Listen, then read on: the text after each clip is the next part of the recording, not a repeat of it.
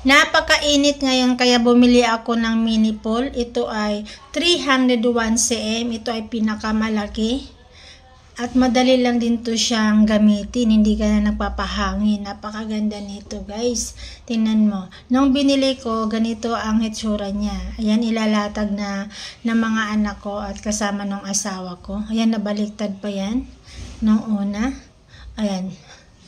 Kaya, hindi nila alam kung saan ang harap. Ayan, babaliktad nila. Ulit.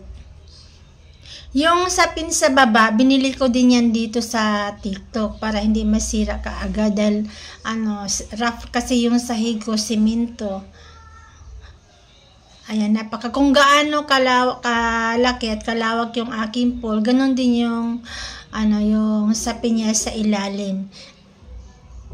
Para hindi siya agad masira. Yung dati last year na mini pool na ginagamit namin, napaka-hassle kasi pahanginan pa namin yon. Kapag nandito ang asawa ko, okay lang. Pero wala, naku, yung mga anak ko gusto mag-swimming, hirap na hirap sila.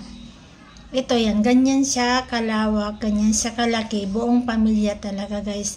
Mag-enjoy kayo. Yan. Sobrang init kasi ng panahon, ganyan lang. Kapag malagyan na siya ng tubig, napakaganda niyan guys. Tumatayo siya, yan yung kanyang nasa sa gilid. At may releasean din siya ng tubig. Buong pamilya, pwede na mag-swimming dito. Charan! Ganito na siya guys, diba?